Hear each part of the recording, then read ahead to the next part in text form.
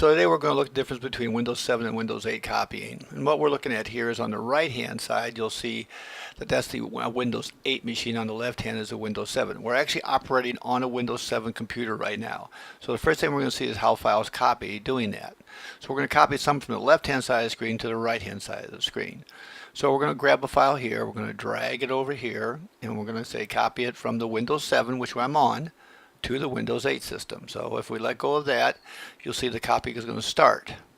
Now when it does start, it gives you a dialog box, and we can to get more details by clicking on the more details, and there you'll see the information there about that. Now we click another one and drag it over as well, you'll see a second dialog box opens up, and you can also expand that one for more details. So now we're watching to see what happens. And Windows calculates speed, by the way, based on the number of files being copied, the number of the size of the files. The compression of the files actually affects copying as well.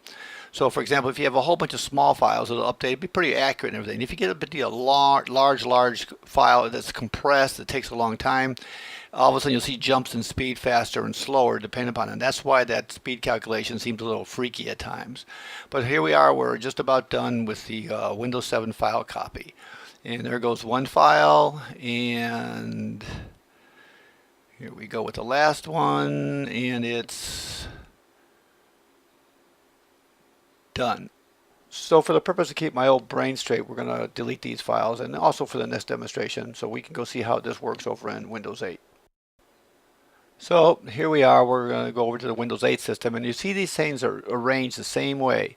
We're over here in the Windows 8 on the right and the Windows 7 on the left. We're going to do the same copying and everything. You'll see, notice you have these bars up at the top of there from Windows 8. You can actually minimize those, but for right now we're going to leave those open. That's the new way of doing things, just like Office was for a couple years now.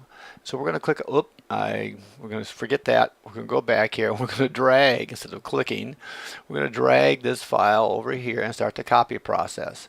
And we're going to drag the second one also, just like we did in the other one. So let's go ahead and drop that one, and let's go ahead and drop that one.